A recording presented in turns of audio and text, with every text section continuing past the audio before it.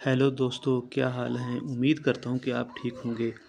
तो दोस्तों, आज हम जेफरी चौसर का एक और करैक्टर द रीव को डिस्कस करेंगे।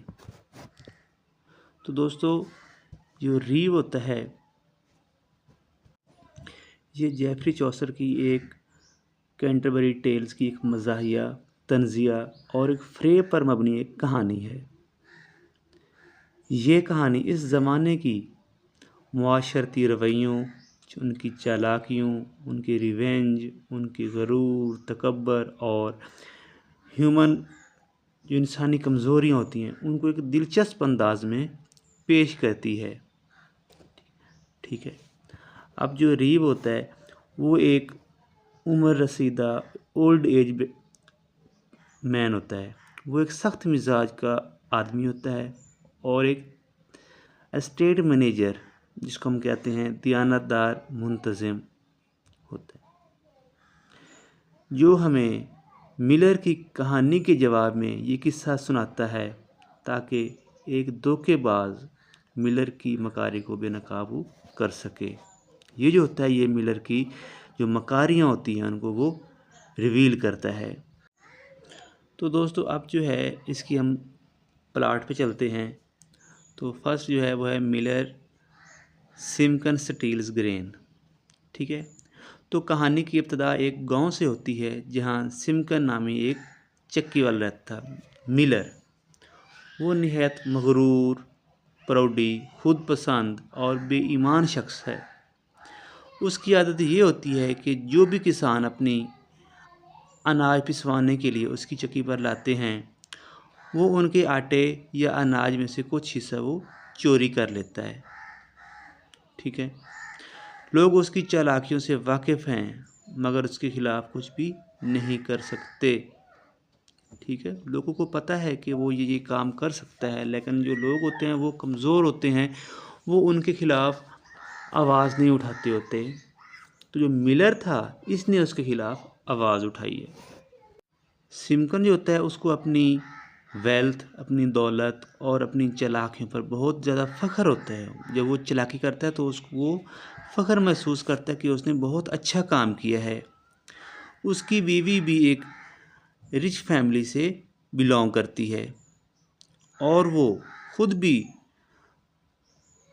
वो भी खुद को दूसरों से बेहतर समझती है, जैसे वो है, जैसे उसकी बीवी है। वो उनकी एक खूबसूरत जवान बेटी और एक बेटा भी होता है। उनकी एक खूबसूरत बेटी होती है और एक बेटा होता है। ठीक है। इसके बाद जो है वो है students alien and John seek revenge. तो जो ये दो स्टूडेंट होते हैं, जो एलियन और जॉन जो होते हैं, वो रिवेंज को वो तलाश करते हैं, कैसे उससे बदला लिया जाए, वो प्लानिंग करते हैं। तो होता ये है कि जहाँ वो गंदम पीसता है, जहाँ वो अनाज पीसता है, तो करीब ही एक कॉलेज होता है। तो वो दोनों जो स्टूडेंट होते हैं वो बहुत ही ज़हीन होते हैं। तो वो प्लानिंग करते हैं कि इससे बदला लिया जा सके और इसकी जो चोरी है उसको रिवील किया जा सके। तो वो दोनों जो होते हैं वो नॉर्थ इंग्लैंड से बिलोंग करते हैं। जब इन कॉलेज स्टूडेंट को मालूम होता है कि सिमकन कंटिन्यूसली अनाज वो चोरी करता है, तो वो फैसला करते हैं कि इस मर्तबा ये दोनों खुद अनाज लेकर चक्की पर जाएंगे ताकि वो चोरी ना कर सकें। तो दोनों स्टूडेंट जो होते हैं वो अनाज लेकर सिमकन की चक्की पर पहुंचते हैं। सिमकन उनकी निगरानी से वो परेशान हो जाता है कि ये क्या हो गया, अब वो आगे पीछे नहीं हो रहे। तो फिर वो बहुत मक्कार होता है, वो बहुत चालाक होता है। वो भी एक नई चाल वो सोच लेता है। Comic deception at night. तो आगे से जो सिमकन होता है वो भी बहुत मकार होता है। वो क्या मकारी करता है, वो मकारी ये करता है कि वो चुपके चुपके से उन जो स्टूडेंट्स होते हैं उनके जो हॉर्सेस होते हैं उनकी वो रस्सियाँ खोल देता है, उनकी जो गिरें लगी होती हैं उन्होंने बांधा होता है उनको वो खोल देता है।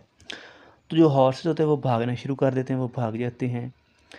जो स्टूडेंट्स होते हैं वो उन घोड़ों को पकड़ने के लिए उनके पीछे लग जाते हैं ताकि उनको वो पकड़ सकें।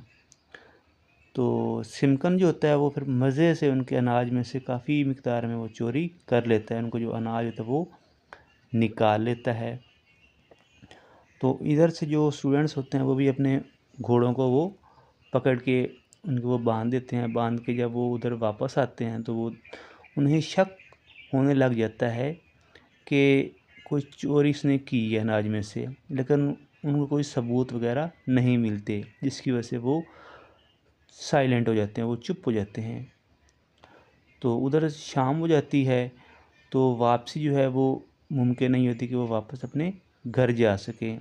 इसलिए सिमकन जो होता है वो उन्हें अपने घर में क़याम करने की दावत देता है कि शाम हो गई है, आप इधर रहो, मेरे पास रहो, सुबह आप अपने घर चले जाना। ठीक है, ये होता है। तो अब जो स्टूडेंट होते हैं वो सोचते हैं कि हमने इससे अब बदला लेना है। अब वो कैसे बदला लेते हैं?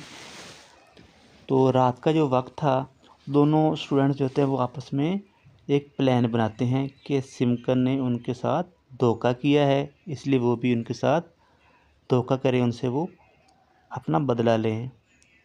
अब वो करते ये हैं, जो एलन होता है वो खामोशी से सिमकन की बेटी के कमरे में वो चला जाता है,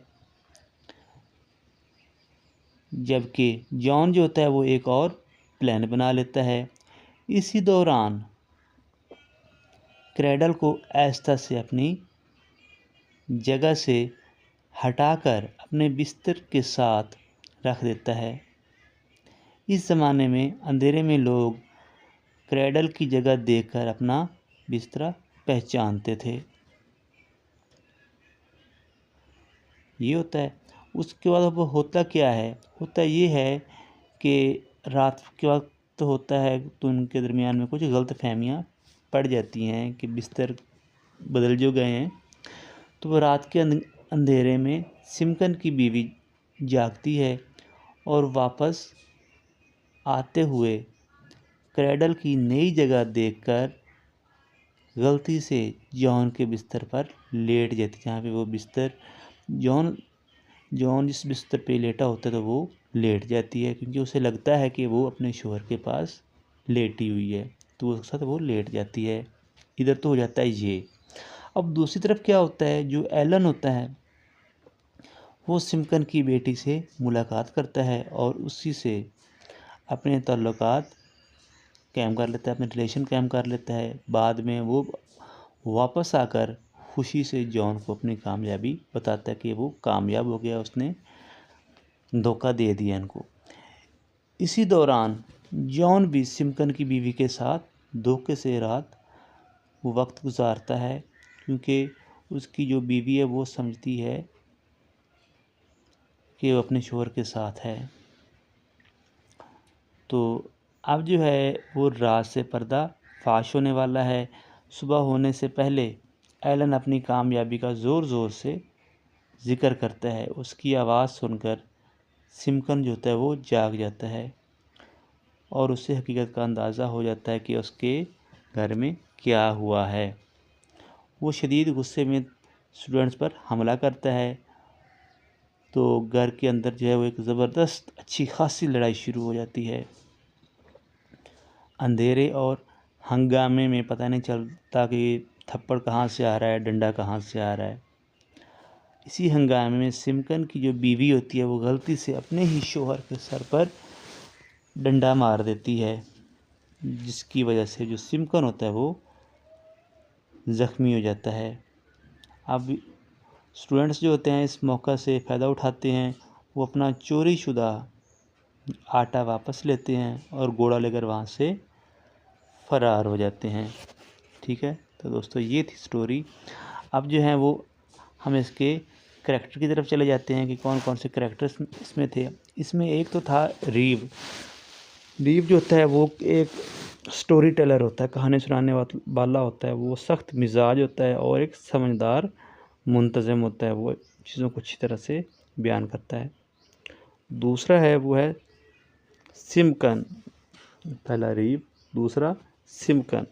सिमकन जो होता है वो एक धोखेबाज, मगरूर और बेईमान चक्की वाला होता है। ठीक है, ये एलन और जॉन जो होते हैं ये दोनों स्टूडेंट्स होते हैं। एलन जो होता है वो एक ज़हीन और बहादुर तालिब इल्म होता है।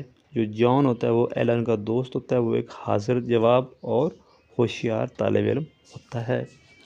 आगे है मिलर की वाइफ, वो भी एक अच्छे ख़ानदान से तल्लुक़ रखती है, तो वो भी एक फ़ख्र करने वाली मगरूर औरत है। आगे है डाटर, ये उनकी एक बेटी होती है। ये है उनके मेजर कैरेक्टर। अब हम आते हैं इसके थीम की तरफ। इसमें जो थीम है वो है जस्टिस एंड रिवेंज।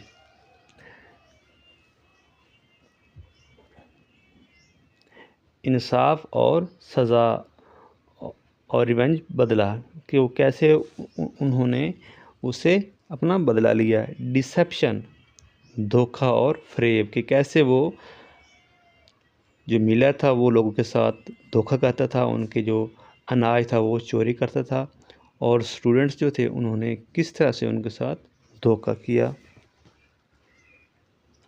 प्राइड,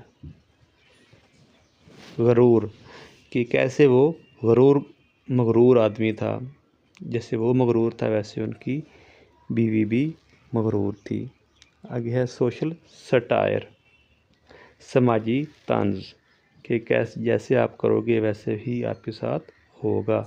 ये हमारे जो मुआशरा है इसमें ये चीज़ जो है ये बहुत ज़्यादा है। हमारे मुआशरे पे उसने तनकीद की है कि हमारे मुआशरे में इस तरह के होते हैं कि जब हम अपनी कोई चीज़ लेके जाते हैं तो वो उनके साथ नाइंसाफ़ी करते हैं, उसमें से वो चीज़ को हेरा फेरी के साथ कम कर देते हैं, उसमें हेरा फेरी कर लेते हैं। आगे है क्लास कन्फ्लिक्ट,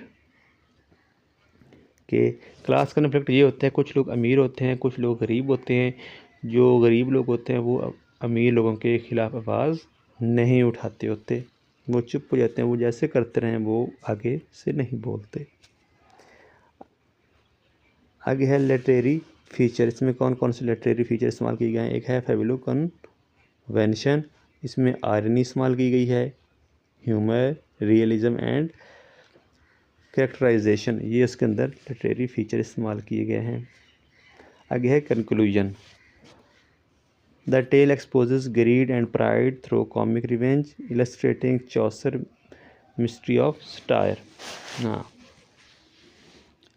तो इसमें जो रीब की जो टेल है इसमें जेफरी चौसर की एक तंज़िया और मज़ाहिया कहानी है जो इंसानी कमज़ोरियों, धोखे, गरूर और इंतकाम को दिलचस्प अंदाज में वो बयान करती है, रिवील करती है। ये हमें हमारे मुआशरे की अक्कासी करती है और इस बात पर हमें ज़ोर देती है कि बेईमानी और तकब्बर का अंजाम आखिरकार रुसवाई और नुकसान की सूरत में सामने आता है। तो इसमें वो ये बताना चाह रहा है कि जो दूसरों के साथ धोखा करता है आखिरकार ख़ुद ही धोखे का शिकार हो जाता है। गरूर इंसान की तबाही का सबब बनता है। बेईमानी वक्ती फ़ायदा दे सकती है मगर अंजाम हमेशा नुकसानदेह होता है।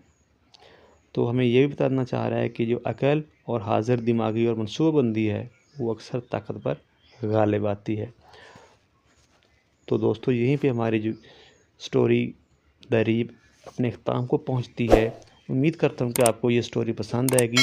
अगर आपको ये स्टोरी पसंद आई है तो वीडियो को लाइक करें और मेरे इस चैनल को सब्सक्राइब करें और अपने कीमती राय का इजहार देना मत भूलिएगा। तो मिलते हैं नेक्स्ट वीडियो में।